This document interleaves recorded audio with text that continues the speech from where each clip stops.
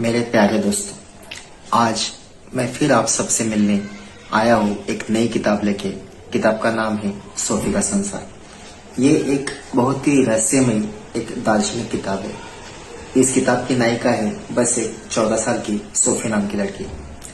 ये किताब की शुरुआत होती है एक लड़की को एक अनजान दार्शनिक के द्वारा मिले हुए कुछ पत्रों से। वो लड़की दिन ब दिन हर दिन जो उसे पत्र मिलते हैं उस पत्र को पढ़ती है, उस पत्र में खो जाती है और उसे लगता है कि रोजाना जिंदगी में जो स्कूल लाइफ में वो पढ़ रही है उसका और इन चीजों का, इन सवालों का काफी गहरा अर्थ है।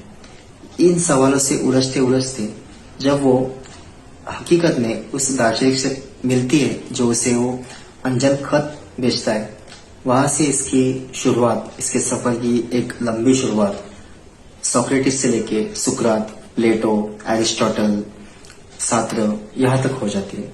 ये दार्शनिक उसे उस युग में लेके जाता है जो ग्रीस, भारत, गौतम बुद्ध, ईसा मसीह, वहां तक की सारी दार्शनिकों के बारे में इसे अवगत कराता है। ये किताब एक रहस्यमय है और पाठक और पढ़ने वाले तब पूरी तरह से हिल जाते हैं जब ये पाते हैं कि असल में सोफी ये किरदार एक किताब के अंदर ही एक काल्पनिक किरदार है।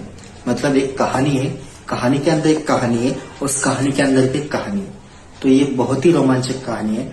आप सबको अगर दर्शन शास्त्र, फिलॉसफी में इंटरेस्टेड है तो आप इस किताब को जरूर पढ़िए।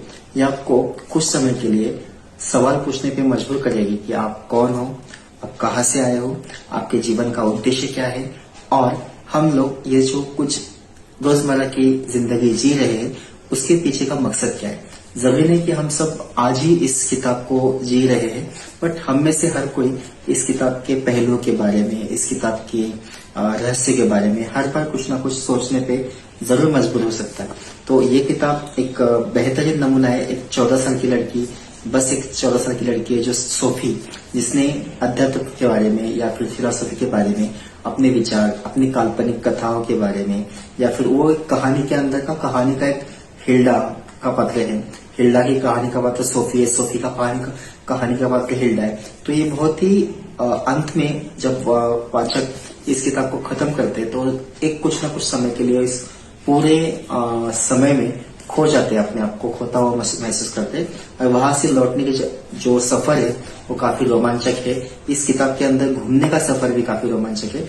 तो अगर आपको इंटरेस्टेड है, रुचि है, तो ये किताब आप जरूर पढ़िए। सोफी का संसार लेखक